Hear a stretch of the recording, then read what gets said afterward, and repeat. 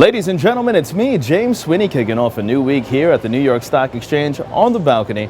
And yes, I am in a terrific mood despite the horrific weekend for the New York Mets. And don't even get me started with Chelsea. I want to stay in a good mood, all right? Now, why am I feeling so great despite the horrible sports weekend?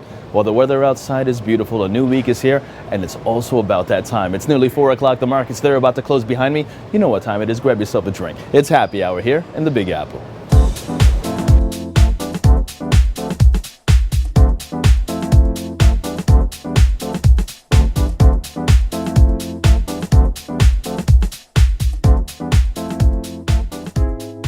Now, U.S. stocks trading higher this Monday following the release of positive home builder data and weak manufacturing. All this ahead of the highly anticipated Federal Reserve's minutes later this week.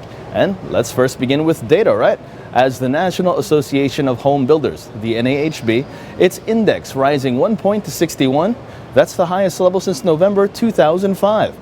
But not all reports were that great, as the New York Fed said that manufacturing activity for the state falling from 3.86 in July to negative 14.92 in August.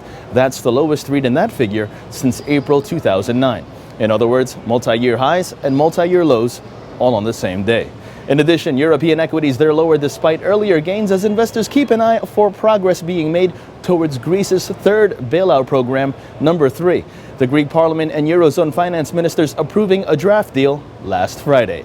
And when teamed with crude oil prices around multi-year lows, gold futures up about $4.20 to trade at $11.1690 a troy ounce, and the dollar rising to trade at 96.79. That's the dollar index, not the dollar against the pair. Then you have yourself a session right behind me now where decliners are a step ahead of advancers. That's right, here at the New York Stock Exchange. Let's now take a look to see how the markets have shaped up to close out this, the first trading session of the new week.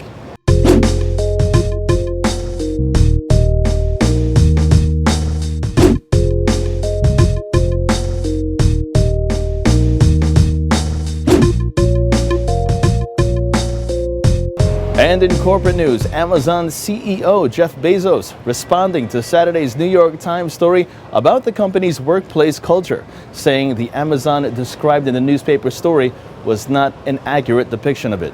In other words, the New York Times not speaking so highly about Amazon's workplace. And if you want more corporate news, check out the earlier report with yours truly for Market Movers. And with that stated, yes, I had to talk about sports. The Mets are going to rebound. Yes, they got swept 3 games in a row.